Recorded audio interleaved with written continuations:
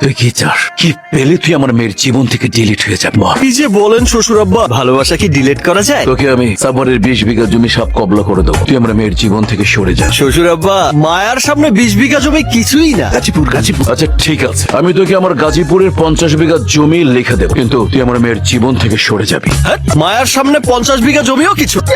বলতাম আচ্ছা ঠিক আছে, আমি তোকে 50 কোটি টাকা দেবো, আমার মেয়ের জীবন থেকে সরে যেতে হবে। ফাইনাল। 50 কোটি টাকার সামনে মায়া কিছুই না। হ্যাঁ, ডিলিট করে দেবো। এত বড় টাকার ফিগার রেখে আমি মায়ার ফিগার নেব না আঙ্কেল, কিন্তু টাকাগুলো আমাকে ক্যাশ দিতে হবে। স্যার, এই সুযোগ ছাড়া যাবে না, রাজি হয়ে যা। আপনার পিএস কিন্তু ব্রিলিয়ান্ট আঙ্কেল। তার চেয়ে তুই brilliant. Okay done. Thank you uncle.